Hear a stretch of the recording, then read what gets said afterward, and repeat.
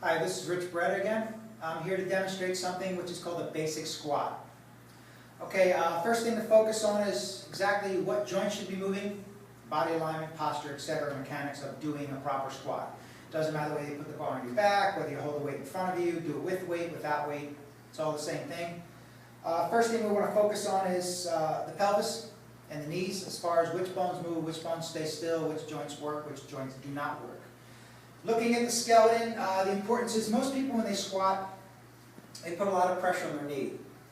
First rule is, whatever way the big toe and the second toe goes, the patella or the kneecap shall follow. Again, whatever way the big toe and the second toe goes, the knee follows. If you have your feet angled out, your patella angles out. If your feet are straight on, your patella angles straight on. You don't want to have your foot going one way and the patella going the other. You can see the torque it puts on the knee joint. So again, rule number one, follow the big toe, second toe with your patella or what is called your kneecap. Okay, second thing is, in a squat where most people fail to do the exercise properly, they put the pressure on their knees and on what is called your lumbar spine, your lower back. The main thing in doing a squat is to initiate the movement from the hip joint, your pelvis.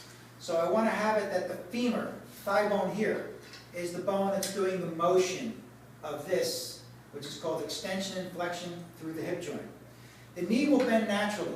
You're going to use your quadriceps, but I don't want to have it that I'm only bending my knee and rounding from my lower back. If I do a squat in any different position, as I spin the skeleton, you can see that if I initiate, I have a nice wide stance here, I want to kind of get more into my legs, spine. As I move, the initial movement is coming off the hip joint that I'm bending this way from the hip. Imagine dropping your pelvis inside of your thigh bones. If your foot stance is too close, or you have your femurs pulling in, your thigh bone pulling in toward each other, you block the hip joint, load the knee, but put most of the pressure to move from your lumbar spine, hurting your lower back. The pelvis itself stays neutral position. You don't want to have it tucked under, or what is called a posterior tilt. You want to keep this neutral. You want to move off the hip joint, off the knee joint, off the ankle joint to do a proper squat. Okay? I'm going to demonstrate real quick a couple different variables to a squat. Again, my focus is whichever way my toes go, my knees go. So if I want to be straight on this way, my knees have to come straight forward. At my height, 5'7", a lot easier to get down with the feet closer. The taller you are, the wider you are, longer the femur, open up your stance a little bit. So again, if I'm narrow in like this, if my toes went out so that my knees go, the initiation is knees coming straight forward.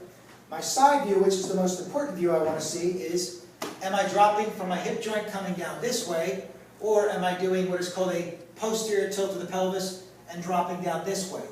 Loads the knee, loads the back, takes the glutes away from the exercise, you lose most of your power, and especially for the ladies trying to firm their glutes up, it's not going to work. So again, coming down, pivoting off the hip joint, sit down like you're going into a chair, and stand up. If I open my stance up, it's going to get more hamstrings and adductors, angle the toes out at a slight degree, 45 or so. And again, don't bend your knees to come down.